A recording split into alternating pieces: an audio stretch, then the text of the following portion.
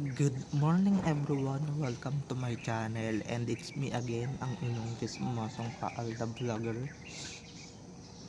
So gusto ko munang magpasalamat sa inyong lahat sa mga walang sawang tumatangkilik, nanonood, sumusuporta at sumusubaybay ng mga content ko dito sa aking YouTube channel. So eto huwag ninyong babaktawan, lalaktawan tong ating main topic ngayong araw. I'm sure na hindi ninyo pagsisisihan na pinanood nyo to mula umpisa hanggang hulihan, and syempre huwag kayo mag-i-skip ng segment. So eto na, dumako na tayo sa ating main topic for today's video. Oo nga no, kung talagang pure kalyasari lang yan, anong kinalalaman ni Colleen and syempre ni Rodion Cruz? Ba't sila yung bridesmaid? And ba't at best man ni Alden?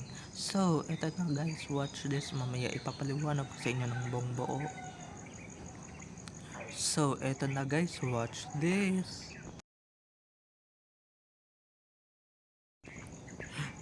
At kung nakita nyo na ngayong recaps, once again si TTO sa mga admins. So eto na, dumako na tayo sa ating main topic for today's video. Oo nga no, oo nga, kung napapansin niyo guys, doon sa KS wedding ba't nandoon si Rodion Cruz at ba't nandoon si Colleen Mendoza or yung sisterette ni May na hindi bumabaligtad sa salsuela? Si Colleen at saka si Rodion Cruz, ba't sila nandoon? Kung fake lang lahat ng yun, kung arte lang yun, diba, ba't sila kasama doon? O ang natatandaan ko guys, wala namang karakter ni Rodion pati ni Colleen dun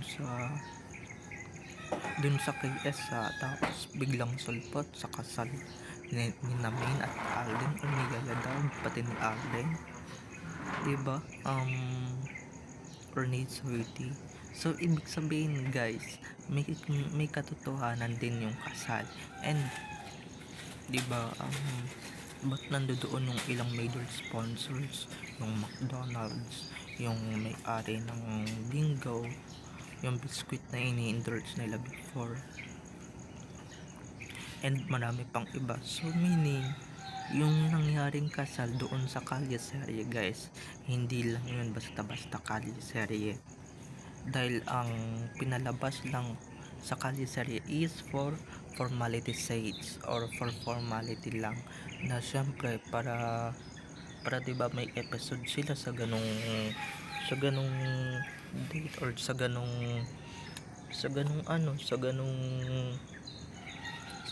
episode, diba, para may maipalabas lang sila. And guys, diba, napakalinaw naman, ba't nandoon yung sister ni Maine at napaka loyal na kaibigan ni Alden kay Charles na si Rodion Cruz, diba?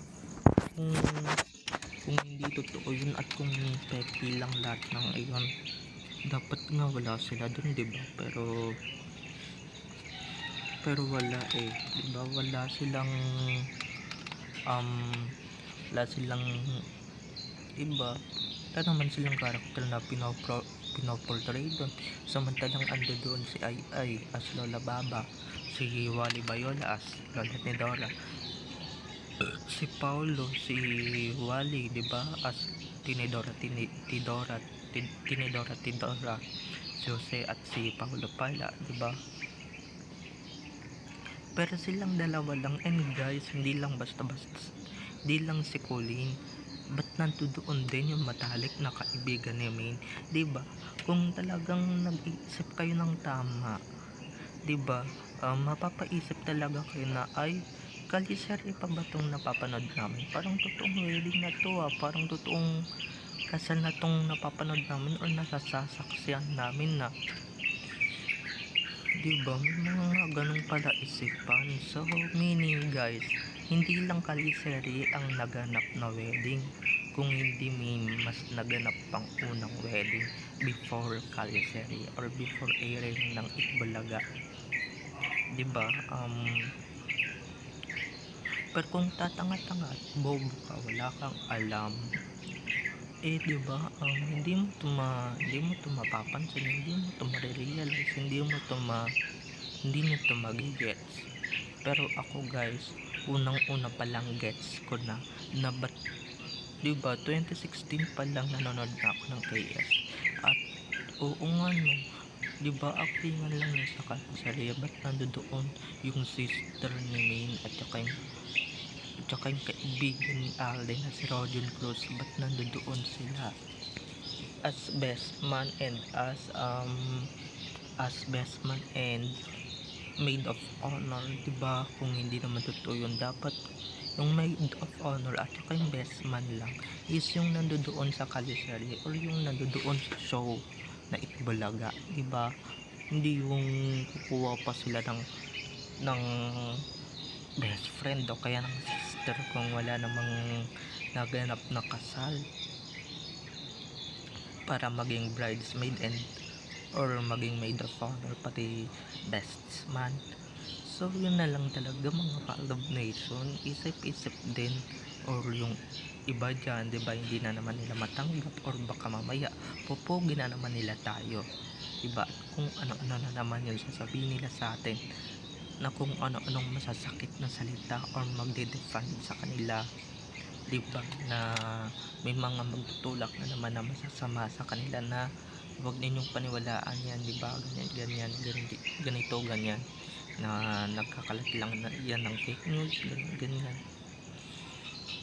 Diba? Kung fake news yan, ba't nandoon yung CEO ng McDo?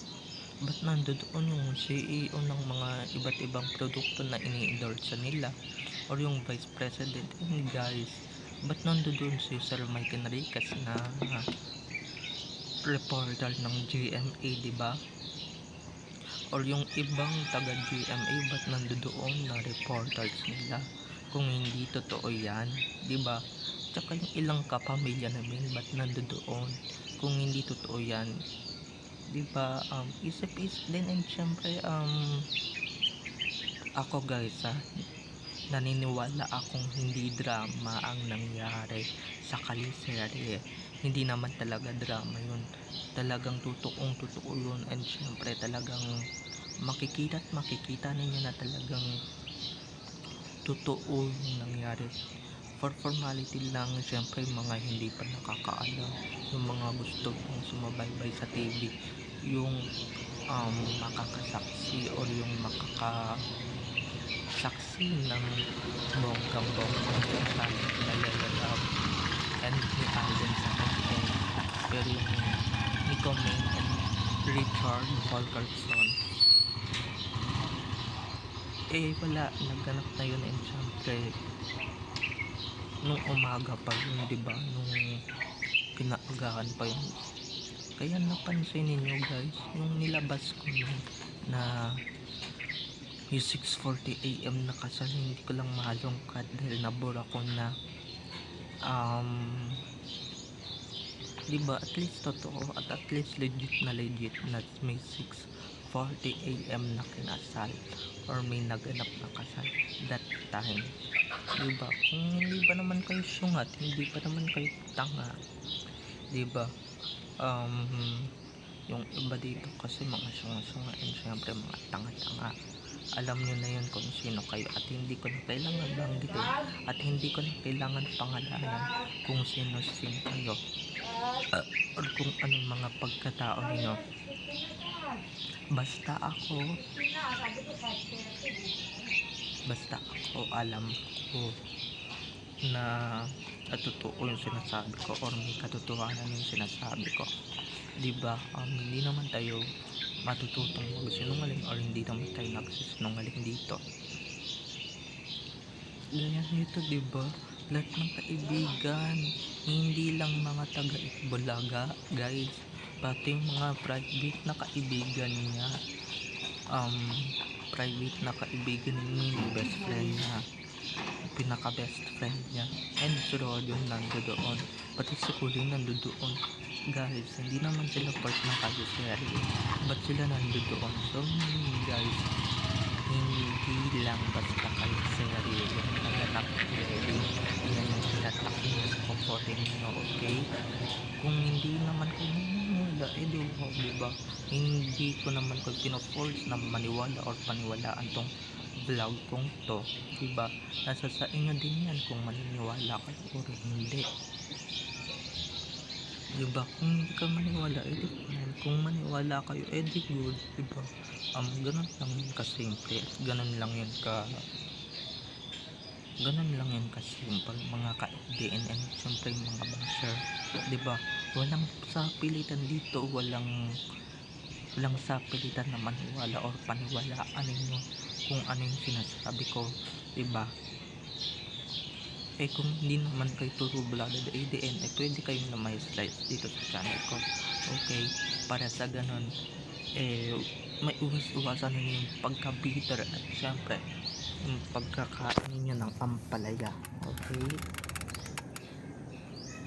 Dahil sa mga ganyang tao, mga bitter and syempre, mga mapapait din sa paligid diba, kahit wala namang ginagawang masama. So ayun, basta kung ano yung mga paniniwala natin, doon tayo. Siyempre may mga legit tayong balad na hindi kayang tapatan ng mga compound ng animals o ng mga compound ng mga alagad pala ng buhel. Okay, mga alagad ng mga black magic dyan, di ninyo kayang tapatan yan, diba? Diba, kung tutuusin, kung maipagkukumpara mo yung wedding kuno na sinalanta ng bagyong Egay ng 2023, 2 years ago, dito sa Kalisari wedding, ano yung mas legit? Eto guys, ang mas legit Kalisari, ang mas legit Kalisari, ang mas paniniwalaan ko kaysa dito sa fake wedding na to. Yung fake wedding talaga datang showbiz, pero yung KS wedding guys, nalata mo talagang dapat fake wedding or drama wedding lang. Totoo. Ang kinuha lang nilang pare syempre yung pastor. Yung totoong pare guys, hindi napapakita yun, diba? Lahat sila, yung mga tao gusto hindi magkamayo, lahat ng mga fans, diba? Lahat ng kapamilya ni Alden nandoon, lahat din ng kapamilya namin nandoon, diba? Hindi naman sila kasali sa KS, hindi naman sila kasali sa Kalisari, wala naman silang karakter na pinoportray, diba?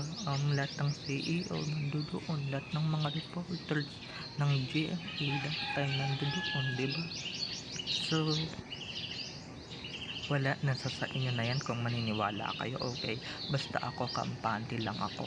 So bye bye na mga ka-ADN, I love you all, have a nice day, keep safe and God bless.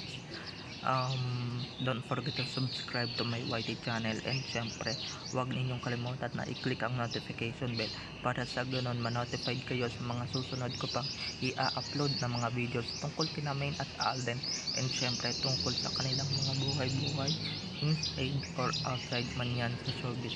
Bye bye na, I love you all, happy May Day everyone, bye bye.